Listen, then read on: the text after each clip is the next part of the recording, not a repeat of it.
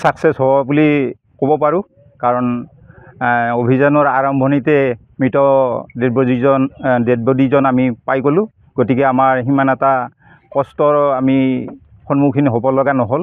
গতিকে আমি এতিয়া উদ্ধাৰ কাৰ্য শেষ হ'ল। এতিয়া এম্বুলেঞ্চত আমি মেডিকেললৈ বা থানালৈ পঠাই দিলোঁ।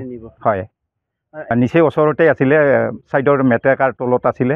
JCBৰে মেটেকাটো গুচাই দিয়াত মানুহজন ওলাইছে। গতিকে এতিয়া ঘটনাটো কি ধৰণে সংঘটিত হৈছে,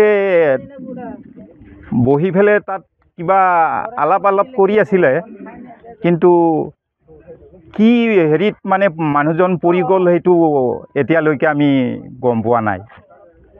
এতিয়া হয়তো তদন্তৰ আওতাত আহিব লাগে, কাৰণ তেখেতেহে ডিটেইলছটো গম পাব কেনেকৈ পৰিল।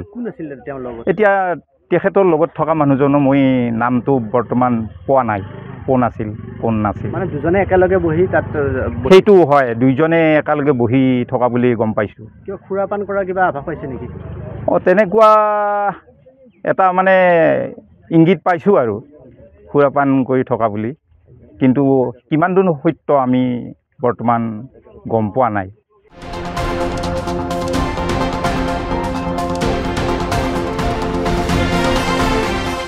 इसका था नाम विनोद क्या था? वो इतना ही बोलने से होगा। ना वो हम चलते एक्सीडेंट था ये।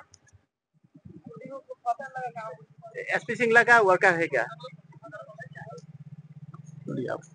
क्या हुआ था? बोलने का क्या ये साथ उसके साथ और कौन था? हमें क्या पता। तो आपको एसपी सिंगला का आदमी है ना?